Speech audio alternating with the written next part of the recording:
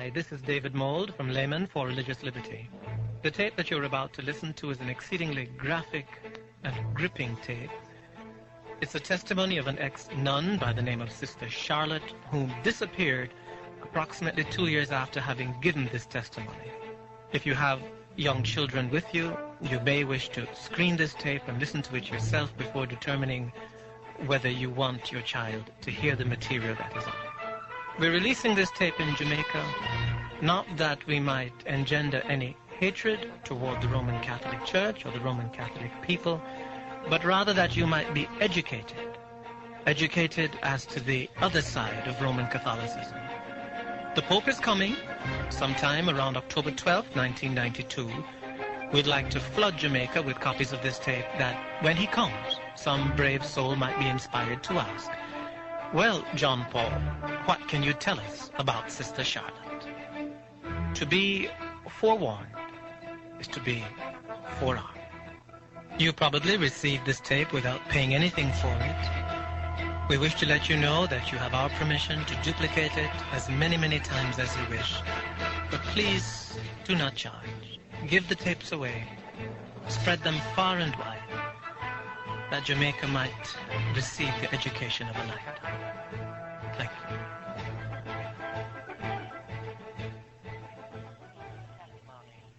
First of all, I always like to tell folk I'm not giving this testimony because I have any ill feeling in my heart toward the Roman Catholic people. I couldn't be a Christian if I still had bitterness in my heart. God delivered me from all bitterness and strife and delivered me out of all of that one day and made himself real to me in the power of the Holy Spirit. And so when I give this testimony, I'm giving it because after God saved me, he delivered me out of the convent and out of bondage and darkness. The Lord laid the burden upon my heart to give this testimony that others might know what cloistered convents are. And so as you listen carefully this afternoon, I trust I'll not say one thing that will leave any feeling in your heart whatsoever that I don't carry a burden for the Roman Catholic people. I don't like the things they do. I don't agree with the things that they teach. But I covet their soul for Jesus. I'm interested in their souls. I believe Jesus went to Calvary. He died that you and I might know him. And their souls are just as precious as your soul and my soul. So I'm interested. First of all, as we slip into this testimony, having been born in Roman Catholicism, not knowing anything else, not knowing the Word of God because we didn't have a Bible in our home, we had never heard anything about this wonderful plan of salvation. And so naturally, I grew up in that Roman Catholic home as a child, knowing only the catechism, knowing only the teaching of the Roman Catholic Church. And because I loved the Lord, and because I wanted to do something for him, I wanted to give him my life, I didn't know of any other way for a Roman Catholic girl to give her life to God other than entering a convent. And through going to the confessional box where, naturally, I'm under the influence of my father confessor, the Roman Catholic priest, his influence over my life, one day I made up my mind through his influence and one of my teachers in the parochial school that I wanted to be a little sister. At that time I thought of being a sister of the open order. But as I went on into this, up until the time I took my white veil, 16 and a half years of age, everything was beautiful. I really didn't have any fear in my heart whatsoever. Everything was taught to me was seemingly along the line that I had been taught in the church before I entered a convent. And so one day, after making up my mind to enter a convent, I remember that particular day, two of the sisters came home with me from school. They were my teachers. And when we arrived at my father's home that afternoon, our father confessor was in the home likewise. I often say when I was a little girl, children were seen and not heard. You didn't talk when you was a child, at least you didn't in my family, in my home, unless you were spoken to. And I remember I listened to them carry on a conversation, and then I moved over close enough to my father to ask him if I could say something. That was a bit out of the ordinary, and he permitted me to talk. And I said, Dad, I want to go into a convent.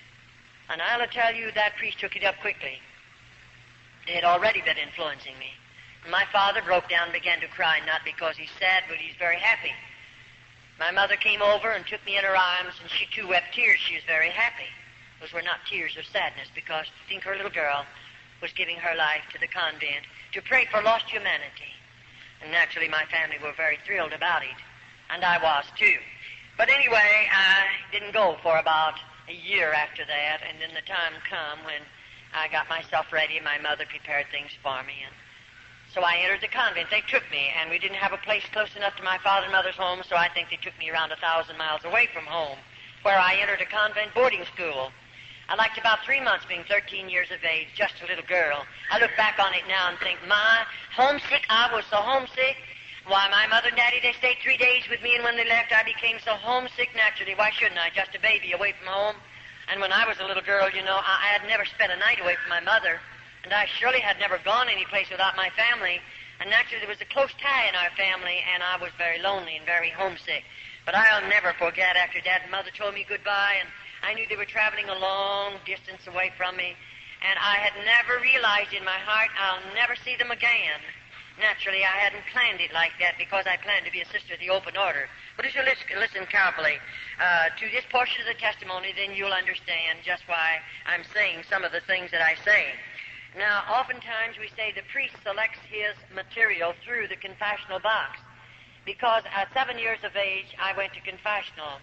7 years of age, I would always, when I come into the church, first I'd slip over at the feet of the crucifix, the Virgin Mary, and then over at the feet of the crucifix, and I'd ask the Virgin Mary to help me make a good confession, because I was a child and my heart was honest, and I knew the priest had taught us to always make a good confession, keep nothing back, tell everything if I expected absolution from any sin that I might have committed. And so I would ask the Virgin Mary to help me make a good confession. I would ask then Jesus to help me make a good confession. And you know, I'll assure you, after I lived in the convent for a short period of time, now I had to go on with my schooling. I just finished the 8th grade, and they promised me to give me a high school education, some college education. But I didn't get much college. I got mostly just high school training, and they gave that to me all right. I took it under some terrible difficulties and strains and all of that, and it was rather difficult. But they gave it to me, for which I appreciate very, very much. But I'll assure you, after they put me through the crucial training that we must go through to become just a little novitiate entering a convent, the training is really, it's outstanding as far as a nun is concerned, and you know what it's all about after you've been in there for a little while. So now I've entered the convent, and for just a few minutes we want to tell you just a little bit how we live, what we eat, how we sleep. If I take you into the convent and tell you those things, you'll understand a little bit more about my testimony. First, as I entered the convent as this small child, I went on to school, but I was being trained. But the day came, possibly I was 14 and a half, when the Mother Superior began to tell me about the white veil. And I didn't know too much about it, but taking the white veil, they told me that I would become the spouse or the bride of Jesus Christ. There would be a ceremony, and I would be dressed in a wedding garment. And on this particular morning, they told me at 9 o'clock, they would dress me up in a wedding garment. Now, you're wondering where that come from and how they get the wedding clothes for the little nuns. The Mother Superior sits down and writes a letter to my father and tells him how much money she wants. And then whatever she asks, my father sends it, and the little buying sister, goes out and buys the material, and the wedding gown is made by the nuns of the cloister. I'm still open order now. And, of course, whatever she asks, now you say, did you spend all the money for the wedding gown? Well, of course, we don't know these things in the very beginning of our testimony, but after we live in a convent for a little while, we learn to know they could ask my father for $100, and he'd send it. And not that they wouldn't use maybe a third of that for the wedding garment, but they would keep the rest of it. And my father would never know the difference, neither did I, until I lived in the convent for a period of time, and I had to make some of the wedding clothes, and then I knew the value of them and what they cost, and I knew of the money that came in because I was one of the older nuns. Well, all right, the time came, of course, when I walked down that aisle, and I was dressed in a wedding garment. Now, you know, in the convent, I used to walk the 14 stations of the cross, the 14 steps that Jesus carried across the Calvary. But after I had made up my mind to take the white veil, never again did I walk. I wanted to be worthy. I wanted to be holy enough to become the spouse or the bride of Jesus Christ. And so I would get out on my knees and crawl the 14 stations. It's quite a distance. But I crawled them every Friday morning. I felt it would make me holier. I felt it would draw me closer to God. It would make me worthy of the step that I was going to take, and that's what I wanted more than anything in the world. I would like to impress on your hearts, every little girl that enters the convent that I know anything about, that child has a desire to live for God. That child has a desire to give her heart, mind, and soul to God. Now, many people make this remark, and we hear it from various types of folk who say only bad women go into convents. That isn't true. There are movie stars who go into convents, and they've lived out in the world. No doubt they are sinners and all of that. But they go in when they're women. They know what they're doing. And they go in only because the Roman Catholic Church is going to receive not only thousands, but yea, it'll run up into the millions of dollars. And they don't mind who they take in if they can get a lot of money out of that individual. But the ordinary little girl that goes in as a child, she's just a child, and she goes in there with a heart and mind and soul just as clean as any child could be. I say that because sometimes we hear a lot of things that are really not true. Now, after we become the spouse of Jesus Christ, I want you to listen carefully to this, and then you can follow me into the rest of the testimony. We are now looked upon as married women. We are looked upon as married women. We are the spouse or the bride of Jesus Christ. Now, the priest teaches every little girl that will take the white veil, they'll become the bride of Christ. He teaches her to believe that her family will be saved. It doesn't make any difference how many banks they rob, how many stores they rob. It doesn't make any difference how they drink and smoke and carouse and live out in this sinful world and do all the things that sinners do. It doesn't make a bit of difference.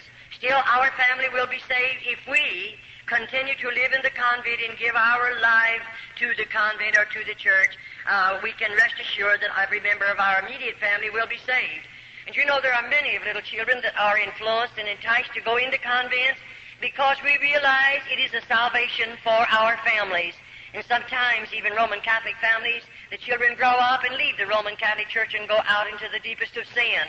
And so every little girl that enters a convent is hoping by her sacrificing so much, home and loved ones, mother and daddy, everything that a child loves, her family will be saved regardless of what sins they commit. And of course, we're children and our minds are immature and we don't know any better. And it's so easy to instill things like this into the hearts and minds of little children. And the priest is he's really good at it. And of course, we look upon our priest, our father confessor. I looked upon him as God. He's the only God I knew anything about. And to me, he was infallible. I didn't think he could sin. I didn't think that he would lie. I didn't think that he ever made a mistake. I looked upon him as the holiest of holy because I didn't know a God, but I did know the Roman Catholic priest. And to me, I looked to him for everything that I asked of God, so to speak. I believed the priest could give it to me. And so the day comes when all of us. Now, as we're going in, I want you to listen carefully. After taking the white veil, things are beautiful. I'm 16 and a half years of age. Everyone's good to me. And I'm living in the convent, and I haven't seen anything yet because no little girl, we're not subject to a Roman Catholic priest until we're 21 years of age. And as we give you this next vow, then you'll understand that we don't know about this. This is kept from the little sisters until we've taken our black veil, and then it's too late. I don't carry the keys to those double doors, and there's no way for me to come out. The priest will tell all over the whole United States and other countries that sisters or nuns, rather, can walk out of convents when they want to. I spent 22 years there. I did everything there was to do to get out. I've carried tablespoons with me into the dungeons and tried to dig down into that dirt because there's no floors in those places, but I never yet found myself digging far enough to get out of a convent with a tablespoon, and that's about the only instrument. Because when we're using the spade, and we do have to do hard, heavy work, when we use a spade, we're being guarded, we're being watched by two older nuns, and they're going to report on us, and I'll assure you, you're not going to try to dig out with a spade, and you wouldn't get very far anyway, because they made those convents or built those convents so little nuns cannot escape. That was their purpose in building them as they build them. And there's no way for us to get out unless God makes a way, but I believe God's making a way for numbers of little girls after they come out of the convents. All right, now when the time comes, I think I was 18 when the mother began talking to me. Now, I planned to come out, see, after my white veil. I wanted to be a little nursing sister in the Roman Church. But the Mother Superior, I suppose she was watching my life. I suppose she realized I had much endurance, I had a strong body, and I believe the woman was watching me because one day she asked me to come into her office and she began to tell me, Charlotte, you have a strong body. And she said, I believe you have the possibilities of making a good nun, a cloister nun. I believe you're the type that would be willing to give up home, give up mother and daddy, give up everything you love out in the world, so to speak, and hide yourself away behind convent doors. Because I believe you're the kind who would hide back there and be willing to sacrifice and live in crucial poverty that you might pray for lost humanity. She said, I believe you're the kind to be willing to suffer because we are taught to believe as nuns that as we suffer, our loved ones and your loved ones that are already in a priest purgatory will be delivered from purgatory sooner because of our suffering. She knew I was willing to suffer. I didn't murmur. I didn't complain. She knew all of that, and she's watching my life, and that's the reason she began to tell me about the black veil. And then, of course, I didn't know too much about a cloistered nun. I didn't know their life. I didn't know how they live. I didn't know what they'd done. But, this woman proceeded to tell me. Now, I hear a lot of people try to tell me in the various places that we travel and go. I hear a lot of Roman Catholics try to tell me I've been in so many cloisters. I know all about them. But, a Roman Catholic can lie to you, and they don't have to go to confession and tell the priest about the lie that they told because they're lying to protect their faith. They can tell any lie they want to protect their faith and never go to the confessional box and tell the priest about it. They can do more than that. They can steal up to $40, and they don't have to tell the priest about it. They don't have to say one word about it in the confessional box. They are taught that. Every Roman Catholic knows it, and every Roman Catholic, you'd be horrified to know how many of them steal up to that amount. And many of them lie. We've dealt with them. I've dealt with hundreds and hundreds of them. I've seen good many of them fall into the altar and cry out to God to save them. And before they're saved, they look into my face and hold my hand and lie to me. But after God gets a hold of their heart, then they want to make right what they've told me because they realize they've lied about it. But as long as they're Roman Catholic, they're permitted to lie, and it's the saddest thing, and you can't expect them to know God because God does not condone sin. I don't care who you are, but I don't believe God condones sin. And I don't believe he's going to condone it in the Roman Catholic people, even though they're being misled and they're being blinded and led in the ways that's going to lead them into a devil's hell. I believe that with all of my heart because I've lived in a convent and know something about how those people live and what they do. Now the day comes. She told me, Charlotte, you'll have to be willing to spill your blood as Jesus shed his upon Calvary. She said you'll have to be willing to do penance, heavy penance. She said you'll have to be willing to live in crucial poverty.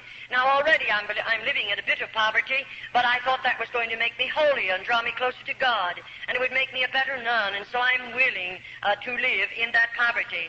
And then on this particular morning, she told me what I would be wearing. She said you'll spend 9 hours in a casket, and she explained a number of things to me. That's the most I knew about it, and I didn't find that out until I'd taken my white veil. And so on this particular morning, I'm 21 years of age, but 60 days previous to my being 21 years of age, I'm going to sign some papers that they placed in front of me, and those papers are this. I'm going to sign away every bit of inheritance that I might have received from my family after their death. Of course, I signed that over to the Roman Catholic Church. And oftentimes, I say the Roman Catholic priests are enticing girls, not only their background, and not only their strong bodies, their strong minds and strong wills, but he's enticing girls where mothers and fathers have much property, and they are comfortably fixed to the material things of this life. Why? Because when that child enters the convent, they're going to get a portion of her money, of her father's money.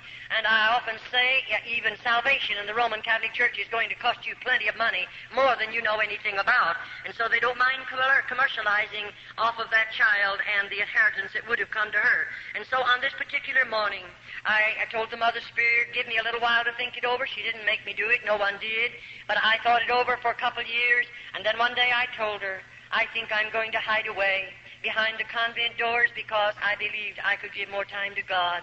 I could pray more. I maybe would be in a position where I could inflict more pain upon my body because we are taught to believe that God smiles down out of heaven as we do penance, whatever the suffering might be. And I didn't know any better because I often say, if you could only look into the hearts of little nuns, if you are a Christian, you would immediately cry out before God in behalf of those little girls, because to me we are heathens. It doesn't make any difference the amount of education we may have. We are still heathens. We know nothing about this lovely Christ, nothing about the plan of salvation, and we're living as hermits in the convent. And so on this particular morning, I come walking down an aisle again, similar to that, and may I say, the morning before, I can't go into it too deep because I never would be able to cover enough of it so you could understand it. But this morning, I'm walking down that aisle, but I don't have a wedding garment on. I have a funeral shroud. It's made of dark red velvet, and it's way down to the floor.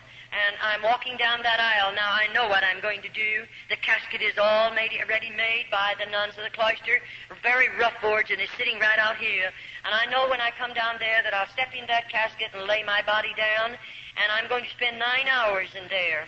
And 2 little nuns will come and cover me up with a heavy black cloth we call a heavy drape mortelle. And you know, it's so heavily incensed that I feel like I'll smother to death, and I have to stay there. Now I know when I come out of that casket, I'll never leave the convent again. I know I'll never see my mother and father again. I'll never go home again. I'll always live behind convent doors, and when I die, my body will be buried there. They told me that, so I knew it even before I done it. It's a great price to pay, and then to find out that convents are not religious orders as we were taught and as we were trained. It's quite a disappointment to a young girl that's given her life to God and willing to give up so much and sacrifice so much. I'll assure you it was a disappointment. And so after I spent those nights, you say, what you do while you lay in that casket? What do you think I did? I spilled every tear in my body. I remembered every lovely thing my mother done for me. I remembered her voice. I remembered the gathering around the table. I remembered the times when she would pray with us. I remember the things that she said to me. I remembered what a marvelous cook she was. Everything as a little girl growing up in that home, I remembered it, laying in that casket, knowing I'll never hear her voice again. I'll never see her face again. I'll never put my feet under her table again, enjoy her good cooking. I knew all that. And so maybe for 4 hours I spilled all the tears in my body because it was so hard. And I knew I'd get homesick. I knew I'd want to see her someday, but I gave it all up. What for? For the love of God. I thought I didn't know any better. And I'll assure you those were 9 long hours. And then I seemingly got a hold of myself, and I thought, this, Charlotte, now you're going to make the best Carmelite nun, because everything I've ever done, even that I'm out of the convent, I do give my best. I try to give everything that I have in regardless what I might do. And so I did in the convent. I gave the best that I have. And I wanted to be the best nun that I could possibly be. And the Mother Superior knew that, and don't worry, the priest knew all about it too. Now I realize after I walk out of that casket or to come out of it, they're going to take me like this. Over here and right back here is a room. We call it the Mother Superior's room. Now, I've never been in that particular room, so I don't know what she has in there. But you know, when I walk in there this time, the Mother Superior sits me down in a straight-back, hard-bottom chair. And immediately then I'm going to take 3 vows of poverty, chastity, and obedience. And you know, as I take those vows, she opens a little place in the lobe of my ear and takes out a portion of blood, because I must sign every vow in my own blood. And after that happens, then I'm going to take the vow of poverty. Now, when I sign that vow, I sign it thus, and I'm willing to live in crucial poverty the balance of my life as long as I live. And what that poverty is like, of course, we don't know. And then my next vow, I'm going to vow of chastity. And you know, this vow, of course, you know what it means. I'm taught to believe that I'm married to Jesus Christ. I am his bride. I'll always remain a virgin. I'll never legally marry again in this world, because I have become the spouse of the bride of Jesus Christ. After the bishop married me to Christ, he placed the ring on my finger, and that meant I'm sealed to Christ. I'm married to him, and I accepted it because I didn't know any better. And now here I am, taking a vow that I would always remain a virgin because I'm the bride of Christ. And I want you to listen carefully. And then, of course, my last vow of obedience. Now, when we sign that vow, I'll assure you already, I know what obedience means. I'm living in a convent. And there they demand absolute obedience. You don't get by with anything, not even for 2 minutes. I mean, you don't get by with it. You have to realize what obedience means, and they demand it, and you learn to know it, and you're much wiser the more quickly you learn it and you obey it, and you give them absolute obedience. All right, now, what does it mean to assign vows like this? Let me tell you this. It means more than you folk will ever know, because most people that I know anything about, they know very little about obedience. Oh, in a sense, yes, but you'll never know what a little nun knows about obedience. I'll assure you that one thing, unless you live in the convent. All right, that particular vow, when I signed it into my own blood, it done something to me, because after I've signed those vows, do you realize that I've signed away everything I have, my human rights? I have become a mechanical human being now. I can't sit down until they tell me to. I don't dare to get up until they tell me to. I can't lie down until they tell me to, and neither do I dare to get up. I cannot eat until they tell me to. And what I see, I don't see. What I don't hear. What I don't feel. I've become a mechanical human being, but you're not aware of that until you have signed all these vows. Then you realize, here I am, a mechanical human being, and of course I belong to Rome now. I'll assure you that right now.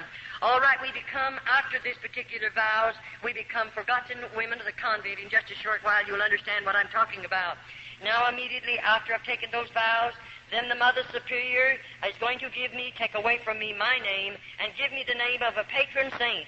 And she teaches me to believe that whatever happens to me in the convent, I can pray to that patron saint, and she will intercede and get my prayers through to God, because I'm not holy enough to stand in the presence of God. It isn't wonder the dear little nuns can never get close enough to God. We've always been taught that we'll never be holy enough to stand in His presence, and we always have to go through somebody else in order to get a prayer through to God. And we believe it because we don't know any better. And so now all identification of who Charlotte was is going to be put away. It'll be taken away from me. And if you knew me and would come to the convent and call for my family name, they'd tell you there isn't such a person as that. I don't exist, even though I'm right there, because I'm writing under another name. Now the Mother Superior is going to cut every bit of hair off of my head, and when she cuts it with a scissors, she puts the clippers on it. And I mean, there's nothing left. I just don't have one speck of hair left on my head. And of course, if you could be a nun, you would understand the heavy headgear that we have to wear. It would be so cumbersome to have hair and so cumbersome to take care of it. We don't have any ways of taking care of it in the convent. There are no combs in the convent, and so you can imagine how hard it would be for us to take care of a head of hair. It's not necessary that we have a comb after they finish with us. All right, now, this is my black veil. These are my perpetual vows, we'll call them. I'm there, and I'm going to stay there. Now, you know, up until this time, I received a letter once a month from my family, and I wrote a letter out of the convent once a month to my family, even though when I'd write that letter, I'd no doubt they marked out a lot of it, because when I would receive a letter from my family, there was so much of it blacked out until there was no sense to the letter, and oh, I'd weep over those black marks. I was wondering what my mother was trying to say to me. Don't worry, you'll never get to know what she wanted to say to you, because they have blacked it out. And so it would break your hearts many, many times, and you're lonely anyway, because you have no friends in the convent. I'll assure you, even though there was 180 on my particular wing, not one of those nuns were my friend, and neither was I friend to them, because we are not allowed to be friends in the convent.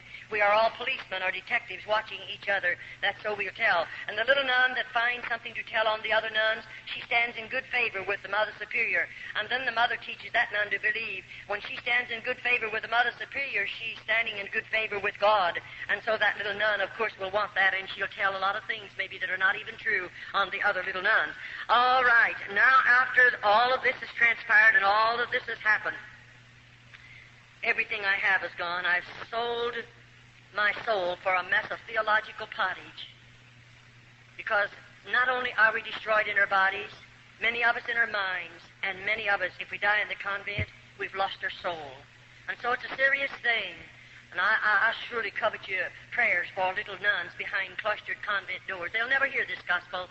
They'll never know the Christ that you folk know today.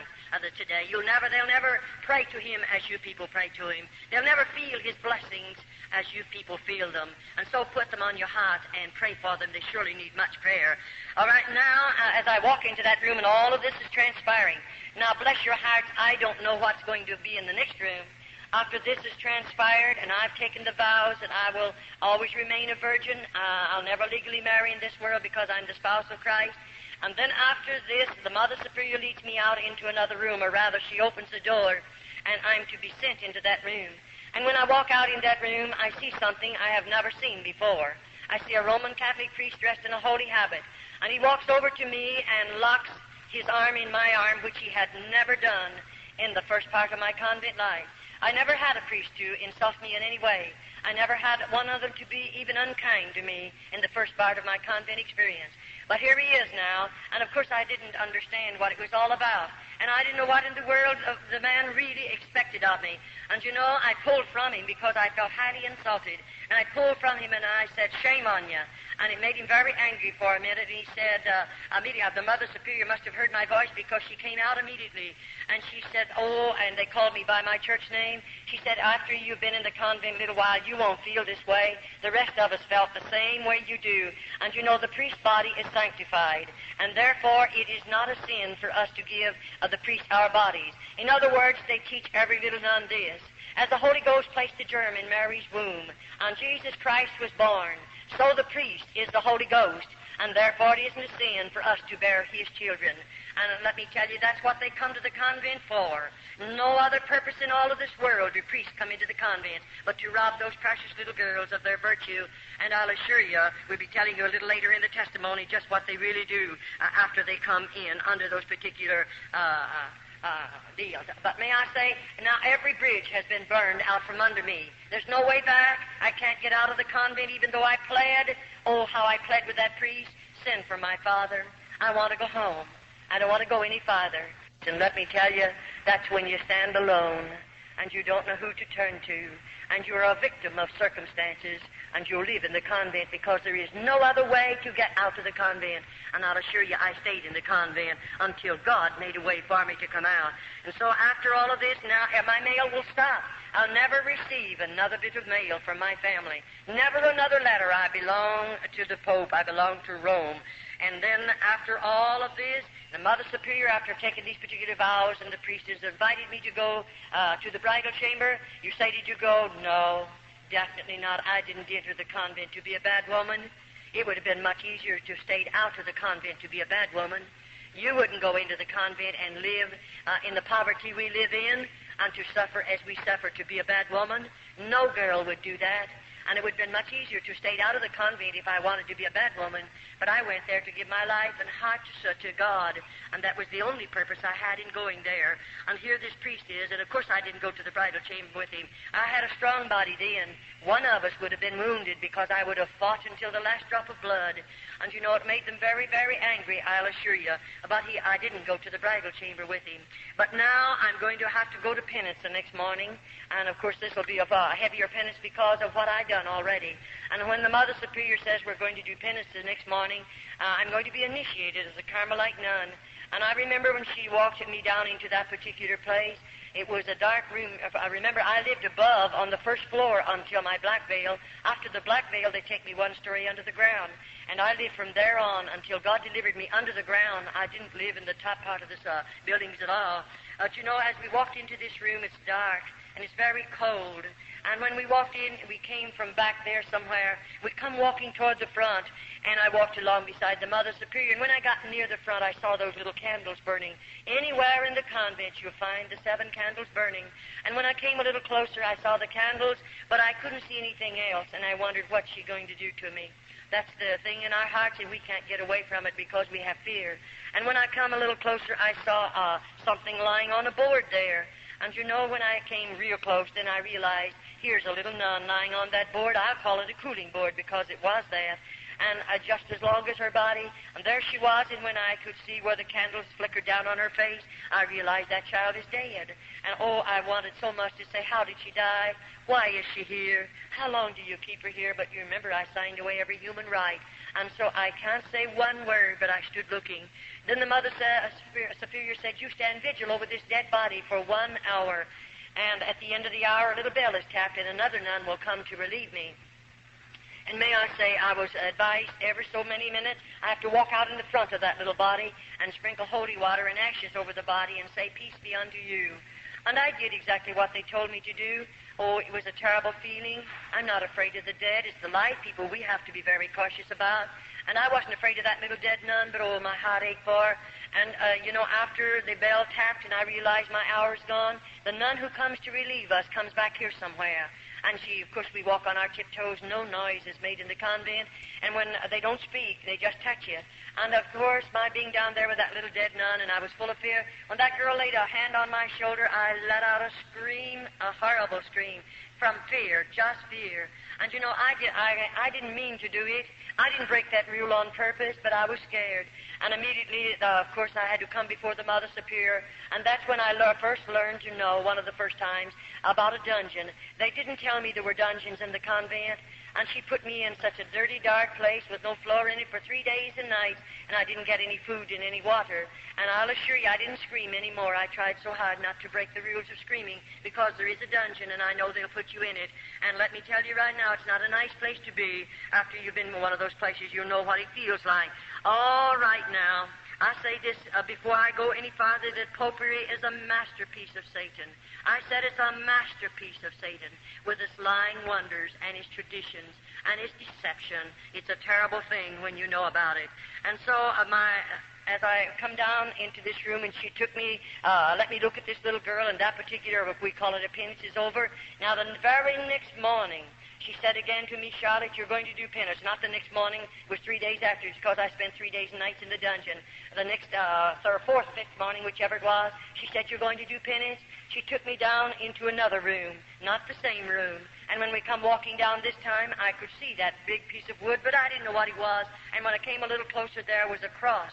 It was made of heavy timber. I might say it was maybe 8 or 10 feet high, very heavy. And that cross was sitting on an incline like that. And she had me walk over here at the base of the cross, and she said, now strip your clothes off. And I took my clothes off. And then she made me, down to my waistline, then she made me drape my body over the foot of that cross. And she pulled my hands underneath and bound them to my feet. And then, that's where I'm going to spill my blood. And she had not told me how, and neither could I ask how I would spill it. And she gave 2 little nuns that came with her a flagellation whip. It's, I might call it a bamboo pole. It's about this long. It's about that big around. And it has 6 straps on it about this long. And on the end of either of those straps, there's a cross piece of sharp metal. And those little nuns, either was given one of these whips.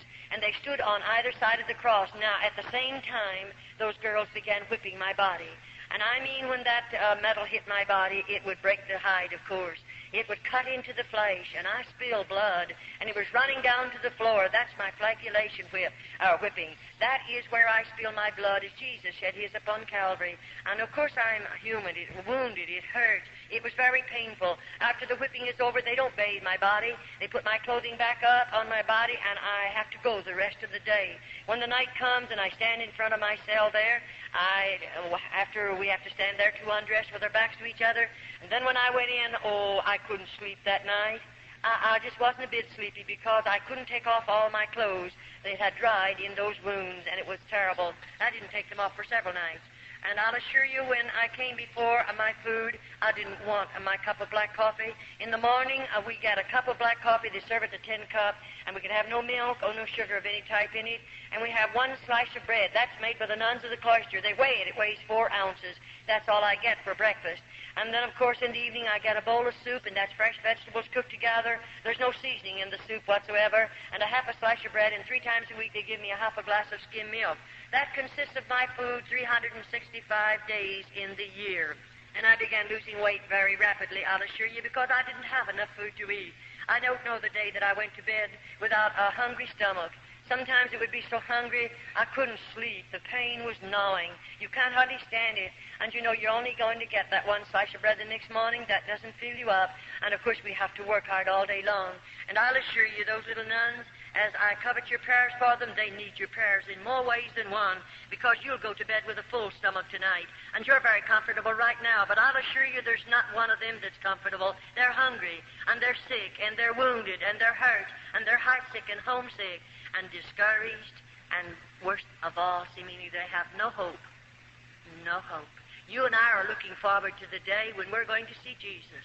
They have no hope whatsoever, and I surely hope you don't forget to pray for them. All right, that was terrible, I'll assure you.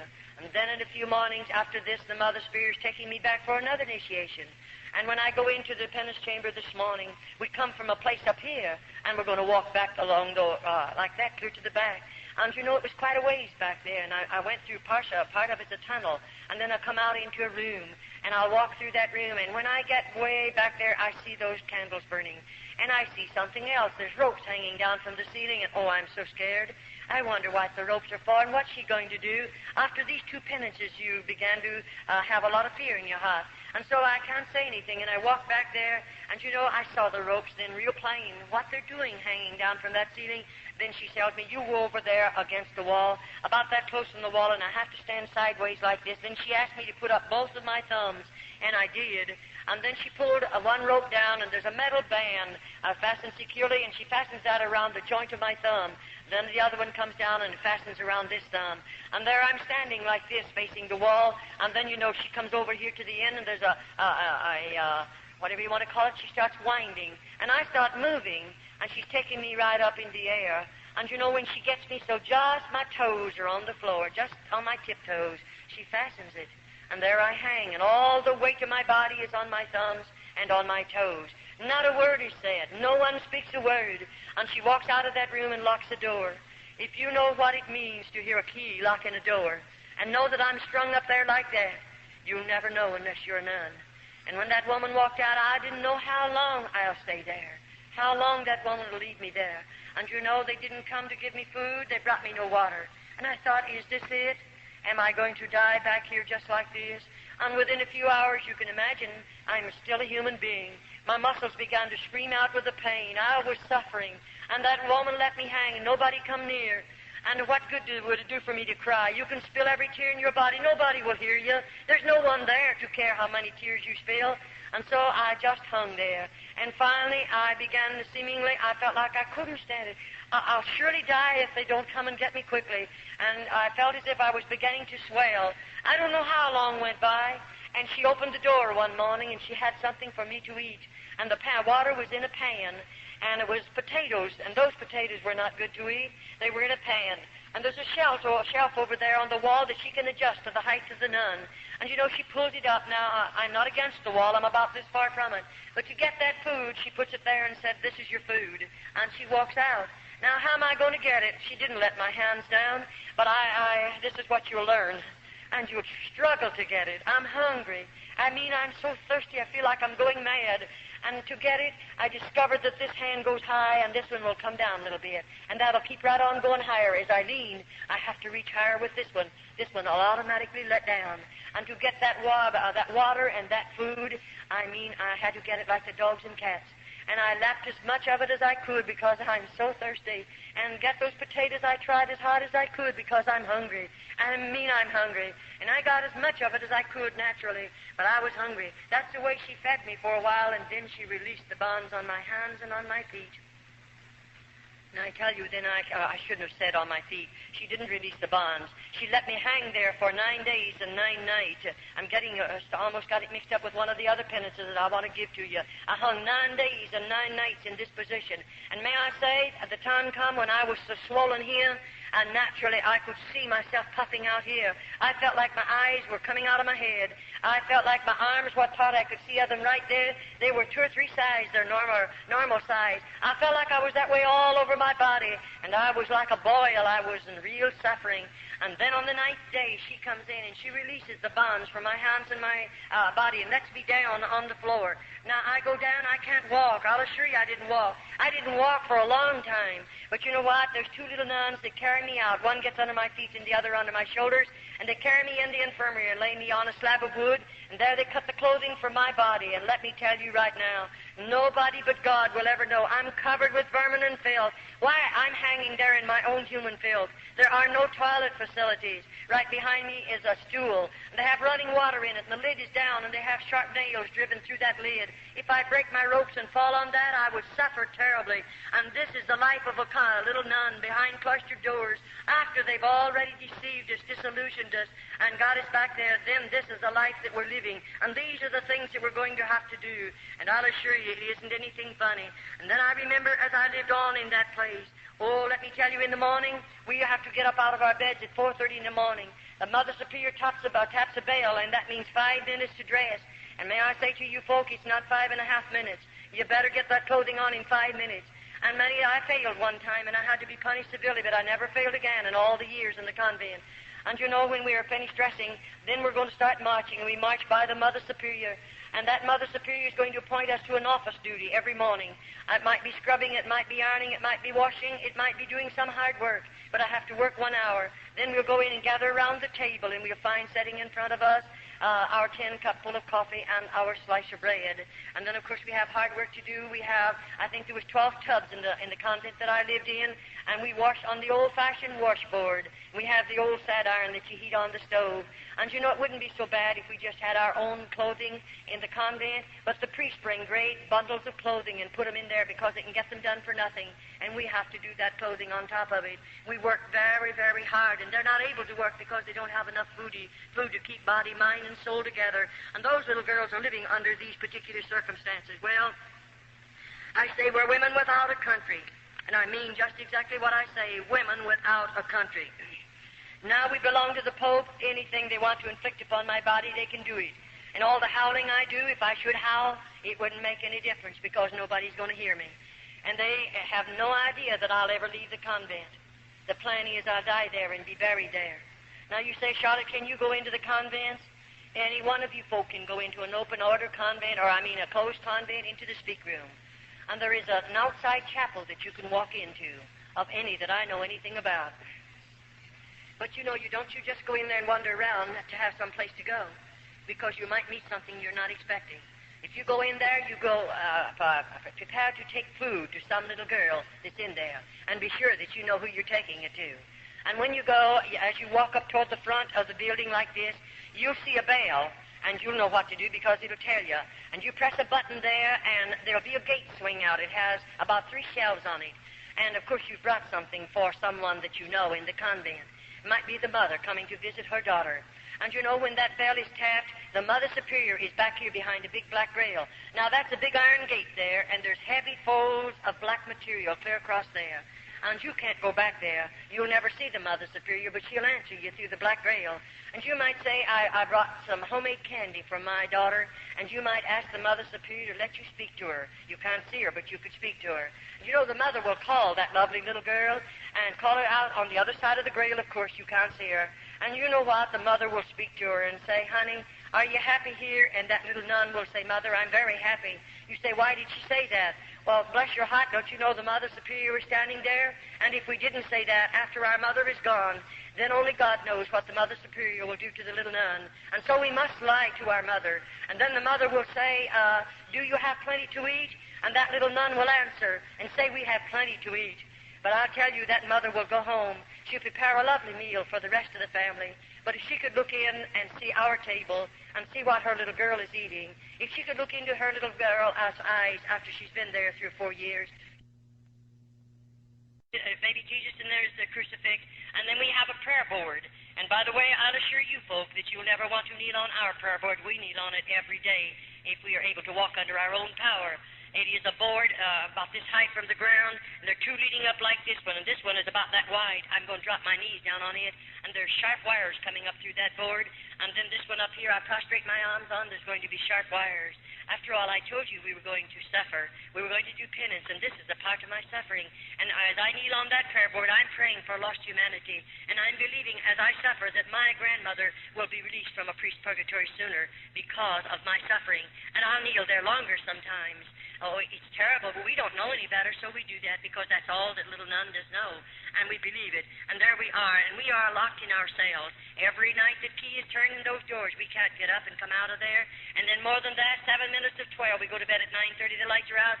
7 minutes of 12, there's 2 little nuns appointed to unlock every door. Every little nun again gets on her feet, dresses in full dress, goes into the inner chapel, and there we again pray 1 hour for lost humanity. We don't get very much sleep, that's why, and we don't have enough food, and we work hard, and we suffer much. That's why our bodies are so broken. That's why we seemingly don't have enough strength to carry on after we live there. But I'd like to say this to you as I go, before I go any farther. Now, I did those various things. We are taught to believe that as we spill our own blood, now we must do this.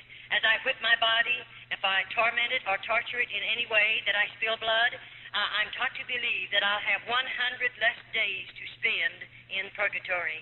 Now, you know, we have no hope. Those little nuns don't look forward to anything. You may think they do, but we don't. Why? After you live in a convent 10 years, I began to realize the Virgin Mary is just a piece of metal. She's a statue. I began to realize St. Peter is just a statue. I began to realize that the statue of Jesus is just a piece of metal. In other words, we come to the place to believe that our God is a dead God. And I'll assure you, after you live in a convent long enough, not at first, oh no, but after we've suffered enough, after we've seemingly fallen down at the feet of those statues and spilled our tears on them and have begged them to intercede and get a prayer through to God, and years go by, of whatsoever, a parent won't even know when they're dead. So who's going to pray us out of purgatory, or rather buy us out of purgatory? No, we realize after we're in there for a period of time that there is no purgatory. And of course, you know there isn't, and I know there isn't. And there is no purgatory. The only purgatory the Roman Catholic people have is a priest's pocket, and they're filling his pockets with coins in order to pray for the dead. And may I say, there are thousands and thousands of Roman Catholics. In the month of November, may I say to you, in United States, 2 years ago in the month of November, the Roman Catholic priests praying masses for the dead of the Roman Catholic people in this country in 1 month collected $22 million for masses said for dead Roman Catholics. That's just a little idea, or sample of what's going on in this country. And still there are thousands of mothers that will work their fingers to the bone to go over there and give the priest another $5 to say a mass for a loved one that's in a purgatory, because that mother believes there is a purgatory. In the convent they have a painting of purgatory, and there's nothing in the room but just that painting. And you know, every Friday we have to walk around that painting. And when we walk around it, I wish you could look at the little nuns' faces. What do I see? The painting, as you would walk around it, looks like it's a big, deep hole out there, and there are people down in there, and the flames of fire is lapping around the bodies of those people, and their hands are outstretched like this. And the mother will say to the little nun, you better go and put another penance on your body. Those people are begging to get out of that fire. And because we're heathens, we don't know any better. I might go someplace in the convent, and maybe I'll burn my body real bad. Maybe I'll torture it some way and spill some more blood, because as I suffer, I believe they're going to get out of that place where a priest puts them. And there are millions of people, so to speak, in purgatory that your priest have put there. And when he knows it is the biggest fraud there is in the world, he knows there's not a bit of truth to it. And bless your heart, I often say, you take purgatory and mass away from the Roman Catholic Church, you'll rob her of 9/10 of her living. She'll starve to death if you would take it away from her. She commercializes not only off of the living, but off of the dead, and on it goes. All right. It doesn't bother a Mother Superior to take one of those dear little girls. And may I say, you know, when the priests come into the convent, they come as our Father Confessors. Once a month we go to confession. And we don't want to go, don't you worry. I many of the time have got in the very back row. I didn't want to go in there. I know who's out there. One of them, I may not know the particular man, but I know he's a priest, and I know those priests. I certainly have seen them enough. I've lived there long enough. I certainly have had contact with every one of them, and I'll assure you this one thing. I don't trust one single one of those in the convent. Now, we're not telling you about every priest. I don't know all the priests. I'm just talking about the convent in my personal testimony of convent life. And you know, we know something about what's out in that room, and here we are. We know we're going to confession today. It may take all day long, and here he comes. And I have never seen a Roman Catholic priest come into the convent that I was in without intoxicating liquor under his belt. And I say, a man or a woman, regardless of who you may be, when you get liquor under your belt, you're not a man, neither are you a woman. You become an animal and a beast. And so we have a beast sitting out there. There's a straight back hard-bottom chair, no other furniture but the crucifix and the Virgin Mary. But here he is sitting on that chair right out there in the middle of that room. Now here a little girl has to walk out there alone, and she has to kneel down. Think of it. Why, bless your heart, I really sometimes, I'm saved now, I'm out of the convent, and I now look back at that Roman Catholic priest, and I often say, I'm sure he was a twin brother to the devil, because he's full of sin, he's full of vice, he's full of corruption. And we go out there and kneel down at his knees. Now, you're a lucky girl if you get away from that man without being destroyed. Why, he's drunk. He's a beast. He's not a man. Oh, he has a holy habit on. He's an ordained Roman Catholic priest. And so I'll assure you, we don't like to go to confession, but we must go once a month. Those little girls can't help themselves, and nobody comes out into that room but the priest and I until it's all over, and then we can come back. and the next one will have to come. And I'll assure you, we don't appreciate that day. And those little girls don't know any better. They don't know anything about the plan of salvation. They don't know that Jesus went to Calvary and died for them. They don't know that he shed his blood for them. Those little girls know nothing about it, because to me, as I repeat again, the Bible was a hidden book to every one of those little girls. And so now they can do things like this. Now, if a Roman Catholic priest comes into the convent, he may go to the Mother Superior and ask her to permit him to go into the cell where one of the nuns are. And you know that mother with her carnal mind and her carnal heart, and she's very hard and very carnal, and she is the mother many times of many illegitimate children. They belong to the priest. And you know, she'll take that priest and he's drinking. She knows it. They bring liquor in with them. Sometimes some of the nuns will drink with them, and the mother usually drinks with them. And it's really a terrible place. It is not a religious order. It does not live up to that name whatsoever. But here she brings that priest into one of our cells. Now, I wonder if you realize how serious it is. That Roman Catholic priest, he has liquor under his belt, we know that. But he has a big, strong body. He's had 3 square meals food every day of his life. He can eat all the food that he wants. But you know, there's a little nun that may have a broken body, and she may not have very much strength. And what did he come into that cell for? For nothing other than to destroy that little nun. I often say I wish the government could walk into a convent just about the time one of those priests are let in the cell. The mother will turn a key in the lock, and you're locked in there with that priest. Now, we have no way to defend ourselves, and I often say I have had to nurse those little girls. I'm an RN. I got my nurse's training by going through the tunnel over to through the hospital as I lived in an open-order convent. But may I say, after that priest is taken out of there, if you could look upon the body of that little nun, she looks like something you've thrown out in a hog pen, and a half a dozen old sows have just mauled that child's body. And this is convent life. I can understand why your priests are calling over the phone every day or two and screaming their heads off because I'm in this city giving this testimony. But may I say to you, I don't mind if they continue to scream. I don't mind what they do. I'm not one bit afraid of them. I'll continue to give this testimony. As long as God gives me strength, I'll be giving this testimony regardless of your priests or your bishops in this country. I know what I'm doing. I know what I'm saying, and I'm not afraid of anybody in all of this world. I'm a child of God. And I believe God won't let anybody put a hand on me until my work is finished. And then I often say, I don't care what you do to my body after I leave this body. I'm sure I don't mind. And so I will continue to give the testimony regardless of what your priests think about it. Because I think God saved me to pull the cover off of convents. I believe he saved me to uncloak those places that are riding under the cloak of religion. I believe that with all of my heart. I'll assure you I do. Now, if I refuse to give my body, you know we're just supposed to give our bodies voluntarily to those priests. Many times the nuns are overpowered. But if I refuse to give my body voluntarily to them, then you know he becomes very angry, and he goes immediately to the Mother Superior. Then when 2 carnal minds come together, they can invent things that you and we don't have enough evil in our heart to invent things like that. We don't have enough sin in our lives to even think of such terrible things. And when those 2 carnal minds come together, the next time, I want you to know they're all ready. Now, the Mother Superior might say to me in a day or two, we're going to do penance. Now, the penance that they'll inflict on me is something that the Mother Superior and the priest has invented, and it can be very, very cruel. They might take me down into one of the dirty dungeons, and there's no floors in those places. And you know, they have a place down there. There are rods about 3 feet long. They have a burrow down into cement, and at the top of it, there's a ring about this big, sticking out of the ground. They have some leather straps fastened there. And when they take me down there, they put my foot, either foot through those rings, and then they strap my ankle securely. Now, I'm standing with my feet in those rings. All right, they're going out of there. They're going to leave me locked up in that place by myself, and it's a dirty place. Well, I might stand there for 2 or 3 hours if I have strength enough in my body. Well, what do you think is going to happen to me then? I can't stand any longer. Sometimes we faint. Sometimes we just become exhausted and we go down. But when I go down, he flips my ankles over like that, and I can't do anything about it. I don't have what it takes for me to get up. I may have to lie in that position for 2 or 3 days, and no one will come near. They won't give me a bite of food. They won't bring me 1 drop of water, but I must stay there. And the next thing you feel is the bugs crawling over my body and the mice running over me, and I still have to stay there.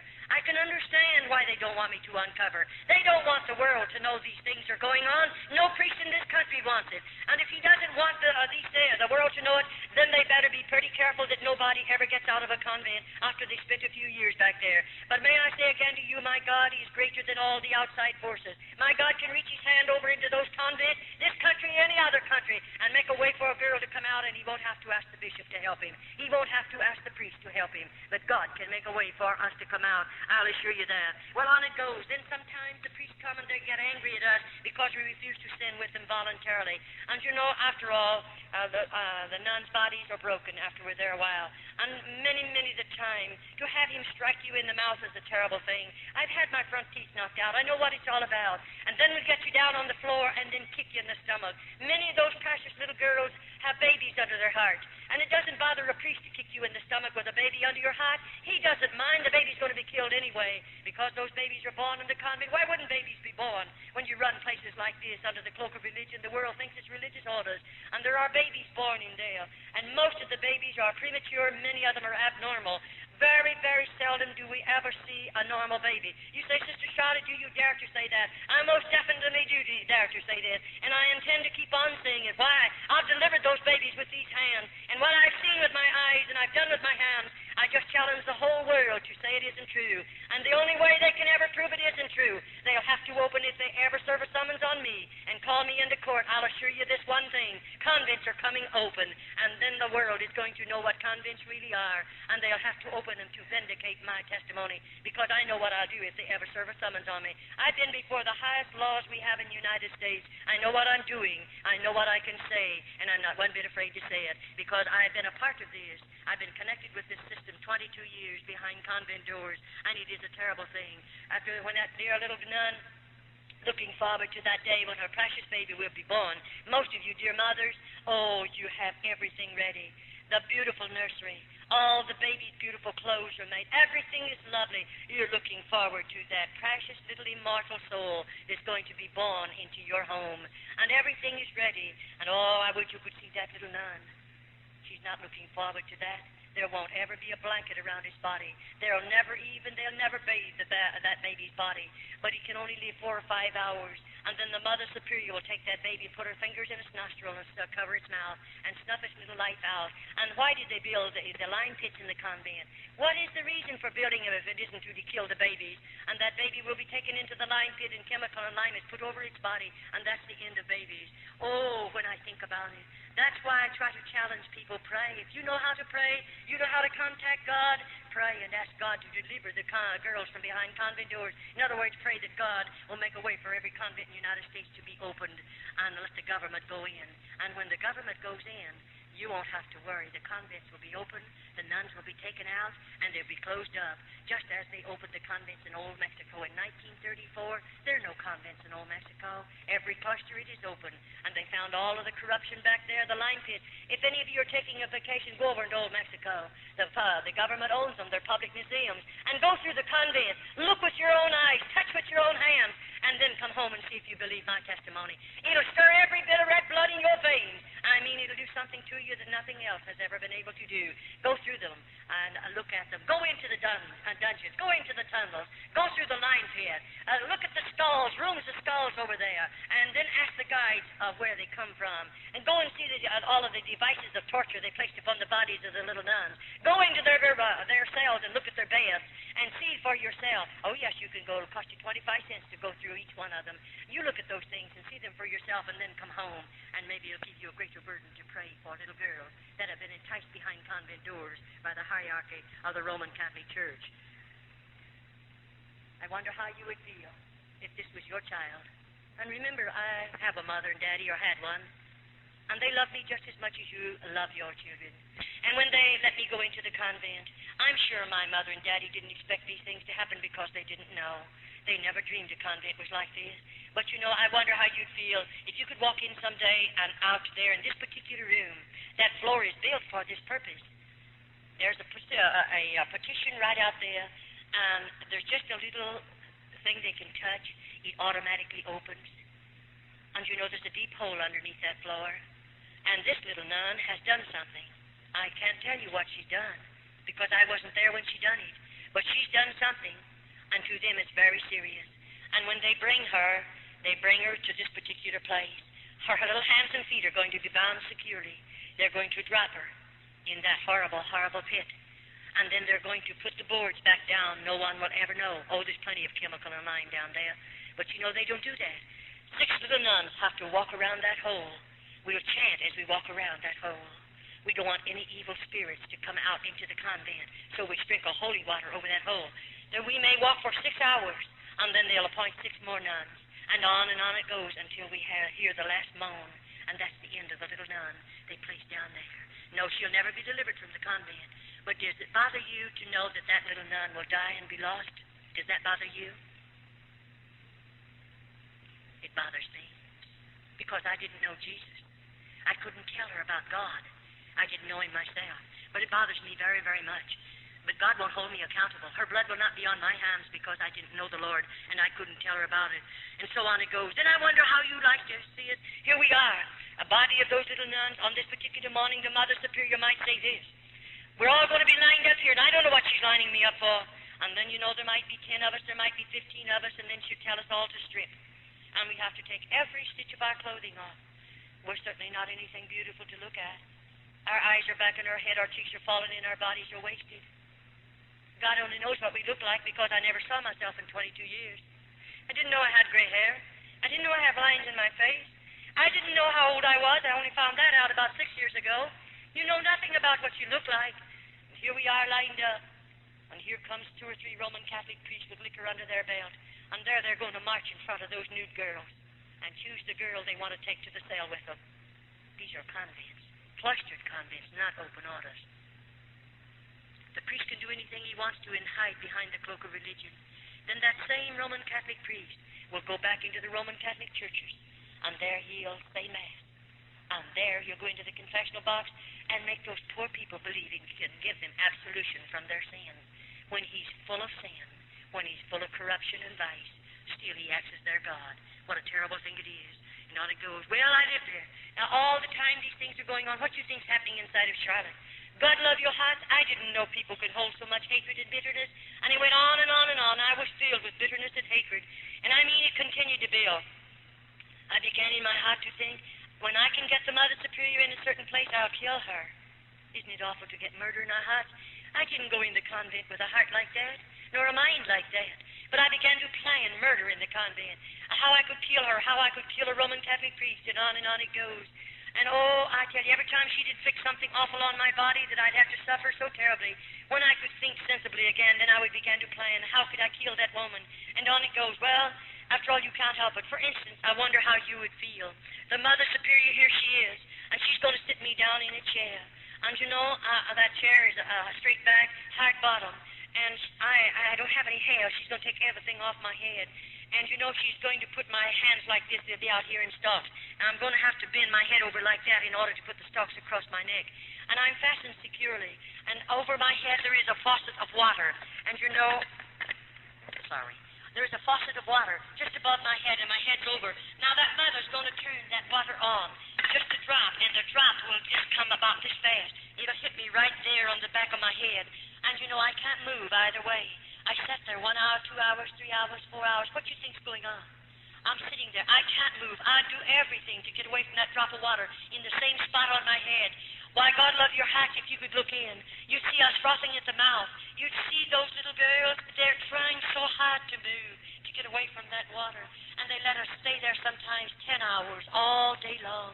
Many, many times a little nun cracks up completely. She goes stark raving mad under this particular penance. What in the world do they do with her? I tell you in a few minutes. Don't you worry. They have a place for us after we go mad in the convent. They take care of us. They have places for their little nuns. There's places built down there for us. Well, on it goes. Well, you know, these things went on and went on and went on. I think it was terrible. But, you know, I began to plan and plan and plan. After she's done something like that to me, it's terrible. One day, the Mother Superior took violently ill. You say, who would take her place? There are about 3, sometimes they have 4 older nuns, and they always pick the one that's hard, the one that seemingly is carnal, that one that has no conscience, to be a Mother Superior, and she works under this one. One day if something happens to the main Mother Superior, another one will take her place, and on it goes. But you know, this particular day, they sent word to me. The Mother Superior, I was to come into her room. She's very sick. And quicker than lightning, I began to think, if I got in that Mother Superior's room, I know what I'll do. You know, after all, I'm a sinner. I'm a nun, but I'm a sinner.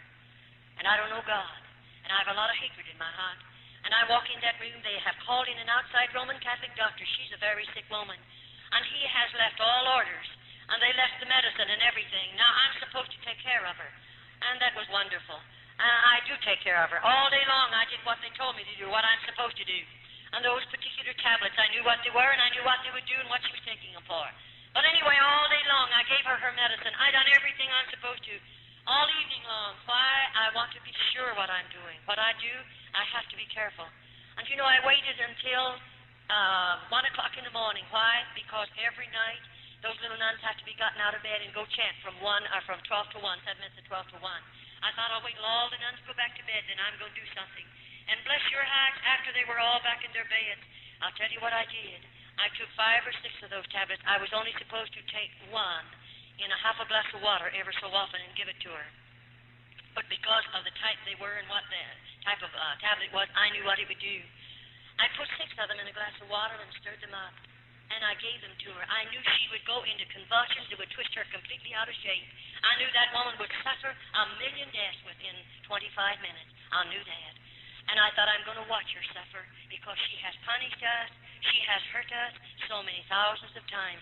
I'll watch her suffer. Isn't it terrible to think a child can live in a place like that long enough until she has the same kind of a heart almost the Mother Superior has? But that's what comes when sin gets in your life. And so I waited. You know, I gave them to her. And something happened to me. I got scared. And I looked at that woman, and she began to change color. And I couldn't find her pulse. I couldn't find her respiration. I was frightened. And I thought, oh, what shall I do? If they find her dead, only God knows what they'll do to me. I'll tell you what I did. I got that stomach pump as quick as I could. I pumped that woman's stomach. I massaged that woman. I done everything there was to do. And oh, thank God she didn't die. I said, I thank God. But you know, I sat down by the bed and held her hand and watched her carefully until the respiration came back normal, until her pulse was normal, and I felt she would live. And I thought of another thing, I'll do this then. I saw where her keys were hid in her shelf right there in her own room. So they're on a big chain or on a big ring, and I thought, I'm going to take those keys. I'm going down into that dungeon. When I say down, this is 2 stories under the ground. I'm going someplace where she's always warned us. It's a solid wall like that, and clear to the back end of that wall, there's one door, and it's heavy, and it's always locked. And I've heard her tell me scores of times, and I'm sure she has the others, don't ever try to go through that door. What in the world is over there? And why did she tell us that? We can't get through it. It's locked. But you know, I wondered what was back there. Because when they had me in the dungeon for a long time once, I heard screams under the ground. I heard such blood-curdling screams, and I knew there were some girls locked up somewhere. And so I'm going through there if I find the key. And so I got her keys, and I went into that particular place. And when I got back there, it took a while to do it. I want you to know, to find the key. But oh, when it unlocked that door, I walked through that door, and I walked into a hall. The hall, I would say, was maybe 5 feet wide, maybe wider than that. That's just a guess. And anyway, on the other side of the hall, there were a number of cells over there, small rooms, and they had real heavy doors. And in those cells were little nuns. And when I went up to the first one, near the top of the door, there's a little place about this long, it's about that wide, and it has iron bars going across there. And I looked right into the face of a little nun that I knew, one that I'd sit across the table from, one that I've prayed with in the chapel. I knew that girl, and here she is, and they had chains, the lock chains around either of her wrist and around her waistline. And I said, when did you have something to eat last? And no answer. How long you been here? No answer. I went down to the 2nd, the 3rd, the 4th, the 5th, and the stench was getting so bad I couldn't stand it. And you know, those little girls would not talk. Why? I lived in the convent, you know, a long time. I don't care if I was 2 miles under the convent, way back there. We were working back there, and we'd whisper. The next day I'd have to suffer because the convents are wired, and the Mother Superior can hear every voice, every whisper, and then somebody tells, and you're in some serious trouble. And those nuns has been there long enough. What have they done? I don't know. But those nuns are supposed to have cracked up mentally, and so they have put them in those chains. And when they die, they can't fall down to the floor. They're just dropping those chains and slump. When they go in there, they don't give them any more food. No more water. That's a slow death. And so as I saw all of that, I became so sick from the terrible stench because many of them are already dead. And I don't know how long they've been dead. I came out of there and walked back up to this room where the Mother Superior was. was, and she was lying there sleeping. And I watched her carefully, and she slept till the next day, long, long hours, and didn't waken. And when she did, she said, I've had a long sleep, and I said, yes. They let me take care of her for 3 days. And you know the third day? I don't know. You say, did she ever find out you was down there? Well, not yet. I hope she didn't while I was there. But anyway, 3 days, they put me out in the kitchen. In other words, when we go to the kitchen, 6 of us go for a 6-week period. And this particular time, they put me out in the kitchen with 5 other little nuns. What am I there for? I'm doing the kitchen work. I'm going to do all the cooking that's done out there and take care of the work in the kitchen. And so when I went out in the kitchen, we have a long table back here, and it's a work table. And our vegetables will be prepared for the soup, and that's what we were doing, all 6 of us. And something happened. Our kitchen is a very large room, and a very long room, not as wide as it is long. And over at one end of it, you'll find over here the stair steps leading, about 4 of them leading down. Then there's a landing right there. Over there is a big, heavy outside door. But here there's a landing. Our garbage cans sit there. And right here is a stairway, cement one, leading down 1 story under the ground. Now, I'm up on first floor in this kitchen. All right, as I'm in there and we're there working, something happened. Somebody touched the garbage can. You know, all my convent life, we are taught never to break silence. We don't dare to make noises in the convent. We are punished for them. And when something touched the garbage can, that's a noise. And who in the world? 6 of us, and we're all together. Who's touching the garbage can? I wheeled around, and they wheeled around, and we saw a man. And you know that man was picking up the full can, leaving an empty one. I'd never seen that before. I've been in that convent for years, and in the kitchen, but I never saw anything like that happen. I believe God had his hand on me. With all my heart, I believe it. And you say, what happened? Well, we turned around quickly because to us it's a mortal sin to look upon a man other than a Roman Catholic priest. And I mean, we turned around quick and went to our work. But you know, I thought, if that man comes back again to get another full can, I'm going to give him a note and I'm going to ask him if I can run out with him. But I didn't do that. But you know what I did? When we run out of something in the kitchen, there's a pencil hanging up there on a chain. And bless your heart, I have to, or whoever it is runs out, you have to write it on a tab. And of course, I stole a piece of paper off of a sack. And I thought I'll carry that little piece of paper in my skirt pocket. And every time I can get a hold of that pencil, I'm going to write a word or 2 on a note. And that's what I did. It took quite a while to do it. But I watched that garbage can. Every time I could take the garbage down there, I did it. And you know, when it was just about full. And I thought the next evening, it'll be full when we put all the garbage in it. And so that afternoon, I broke my crucifix, and I laid it up on a shelf, and I had a hard time doing it because they're watching me. But I did it, and I laid it up on a shelf, and I did that to have a way to get back to that room, of course.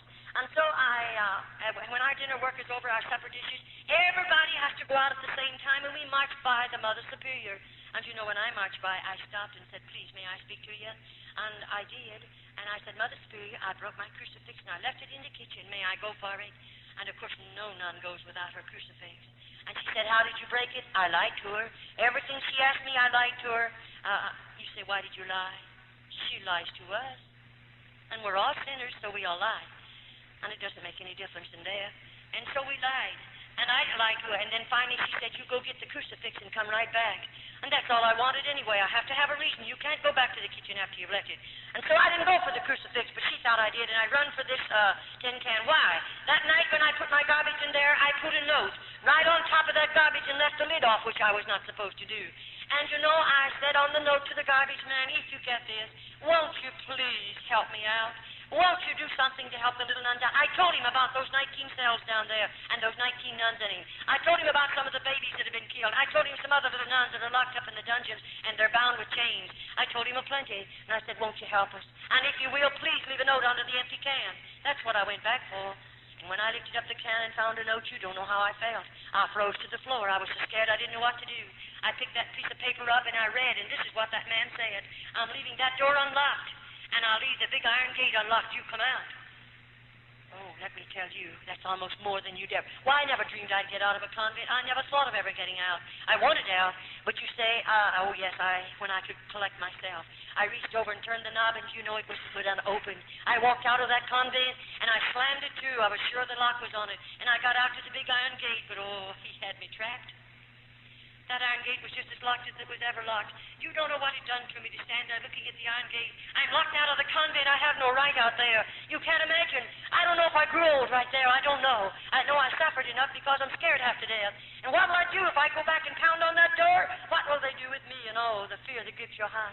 And you say, what'd you do? I didn't have any shoes and stockings on. I'd wore those out years ago. When I think of the Roman Catholic Church being the richest church in the world, and they let those little nuns go go winter and summer without any shoes and without any hose, living in crucial poverty. I wonder how they can do it. Hungry as we are. Your priests are all nice and fat. The little nuns are so hungry. I wonder how they do it sometimes. You say, what did you do? Shot it well? I'll tell you, I just took a hold of that big old iron gate and I tried to climb it. That's all there was for me to do.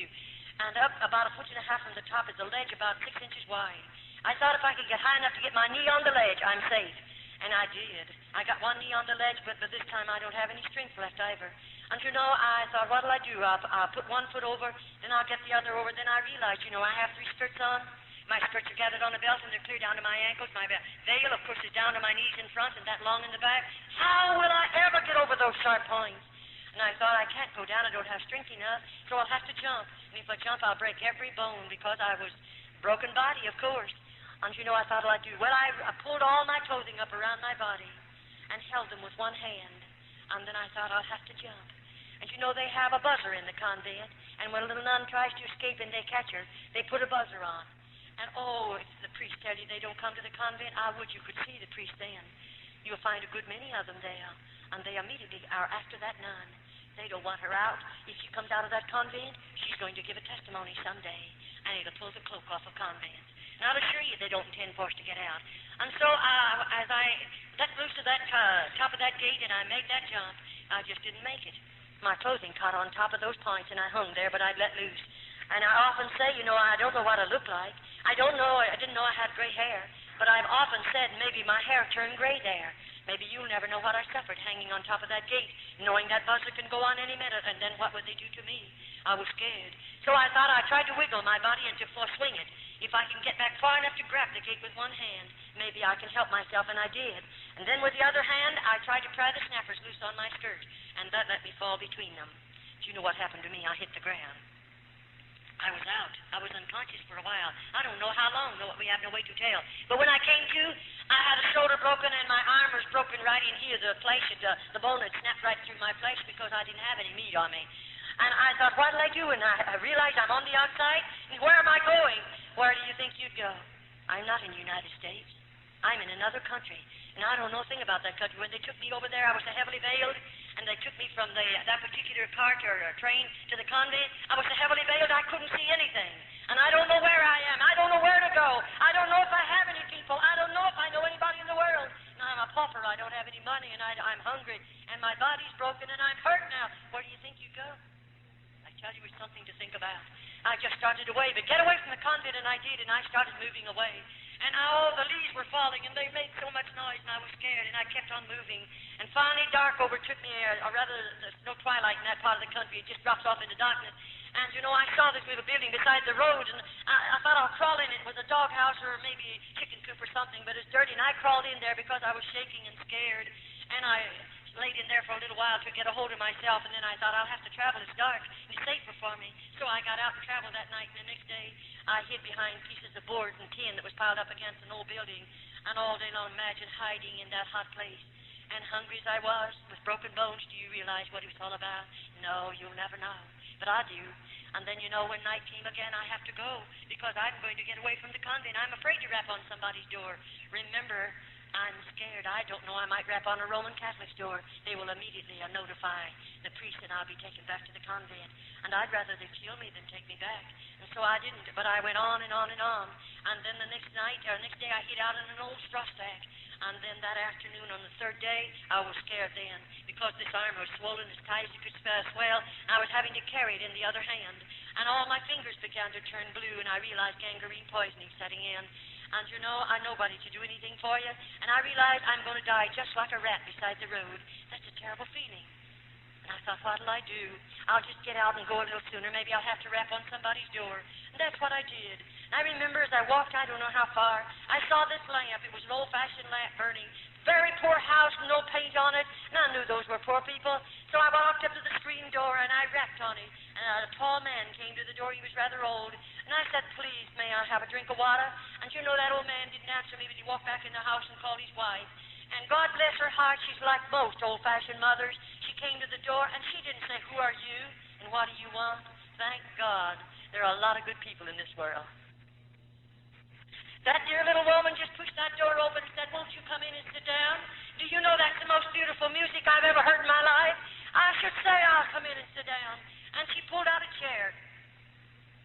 sat down on it. He was glad to sit down. And you know, their house was poor. There was no rugs on the floor of any type. A tablecloth, red checkered tablecloth on the table, a little old stove over there in the corner, and there was a fire in it. And that woman put some milk in a pan and heated and brought it over to me. And you know, I'm hungry. I don't have any manners. I forgot how to act. I forgot a lot of things in 22 years. And I grabbed that glass of milk all before she ever set it down, and I gobbled it down. I'm so hungry, I felt like I'm going stark mad. And I took it instantly, and the moment it touched my stomach, of course, I couldn't retain it. I lost it. I haven't had any whole milk in 22 years. You could understand why I couldn't take it. And she knew what to do. She went out in the kitchen, and she heated some water, or rather over to the stove and heated some water. And bless her heart, she put sugar in that water and brought it over to me. And she sat down and gave it to me from a spoon. I took every bit of it. Oh, it was good. It was nourishing. And then the daddy walked over by me and he said, now tell us who you are and where'd you come from. I began to cry. I was scared then. I said, I run away from the convent and I'm not going back. And he said, what happened to you? And my hand was laying upon the table. And I said, well, I tried to get over the gate and I fell and I'm hurt. And you know, he said, we'll have to call a doctor. And bless your sweet life. Then I really became hysterical. I got up from the table. I was going to run back outside and they wouldn't let me. He said, wait a minute, we're not going to hurt you. You're hurt. You have to have help. I said, I don't have any money and I don't have any people. And I can't pay a doctor bill. Of course, I was just in a terrible mess, if you want to know it. And that man said to me, I'm going after a doctor. He said, and he's not a Roman Catholic. Neither am I. That dear man didn't have a car, but he hitched up a horse and buggy, and he drove 9 miles to get a doctor. The doctor came out in his car, and when he got out to the place, he got there ahead of the man. And when the doctor walked in and walked around me, he just kept walking around me, and he was swearing. Maybe he didn't realize it was a terrible effect on me. When he stopped and looked at me, of course, he was mad. He was mad. Why was he mad? He was mad because he was looking at something that was supposed to be a human being. And I didn't even look like a human being. I was in such a horrible condition. But finally, he calmed down. He came over to me and he said, I'll have to take you to the hospital tonight. Oh, I became hysterical. I said, I don't want to go. Please don't make me go. And then he sat down carefully and took my hands.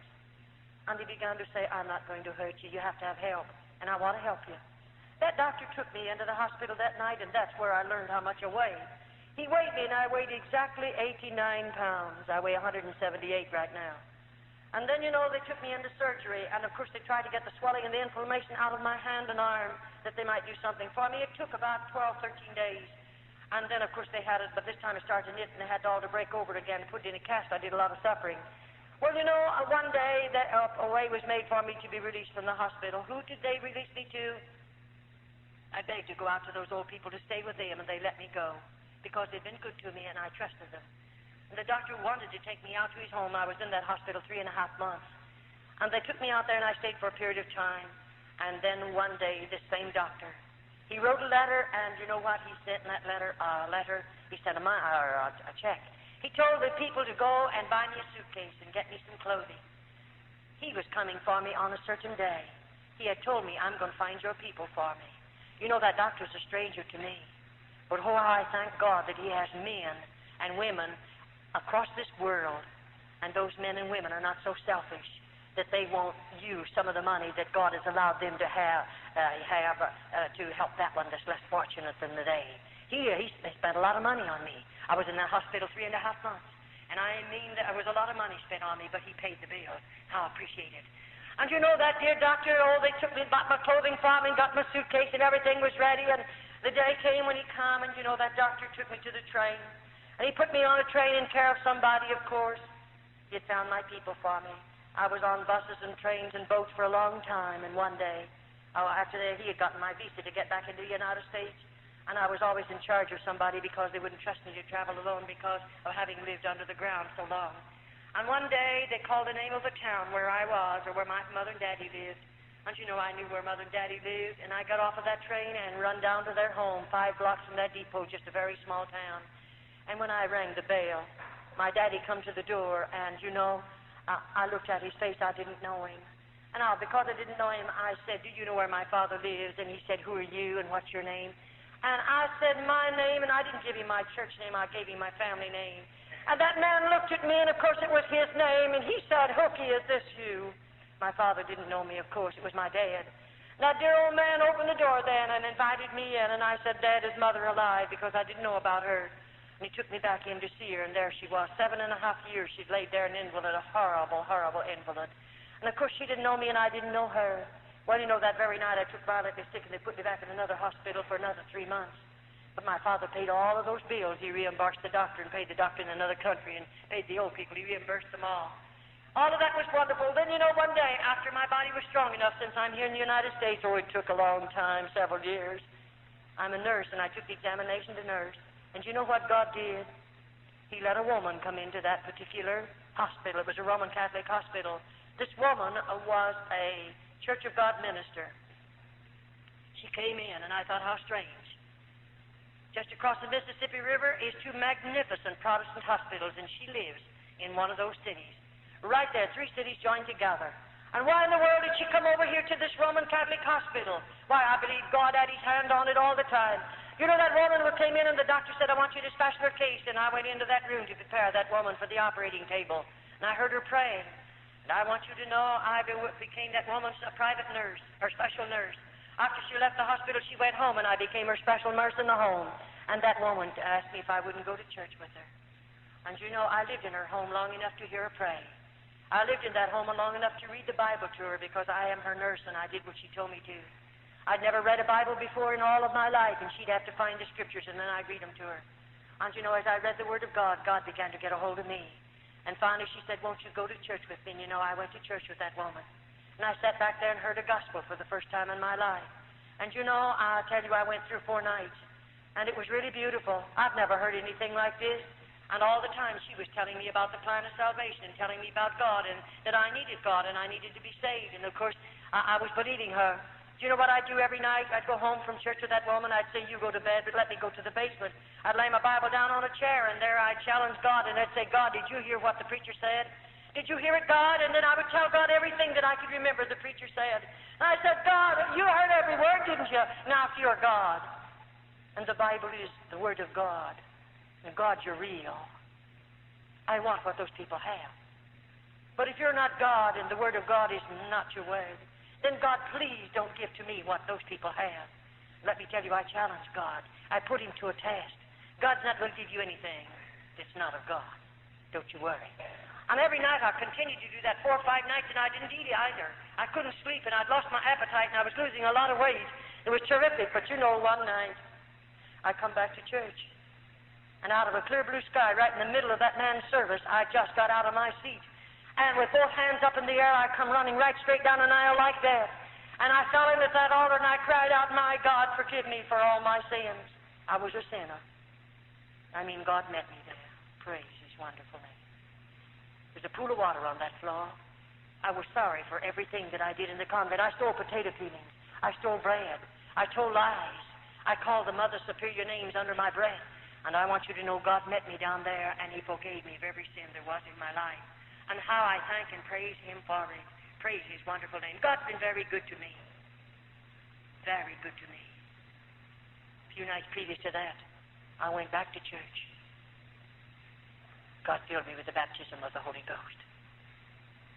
May I say to you, God means more to me than all the material wealth you have in this city. I'd rather have Jesus than anything you might have, because I found him to be the best friend I've ever known. I can tell him anything I want to tell him, and he won't call you up and tell you what I told him. I can sit at his feet and tell him every day of my life, "Jesus, I love you. Jesus, I love you." And every secret of my heart I can pour out to him, and I don't worry about him calling you up and telling you what I told him. He's the best friend you ever had. He's able to save you. He's able to deliver you. He's able to loose you from the things of this world, set you free to know him. Praise his name. I have a wonderful God. I love him supremely. I'd rather have Jesus than anything that you might have. God is real in my life. Really wonderful. How God delivered me out of the convent. Pray for me. I need much prayer.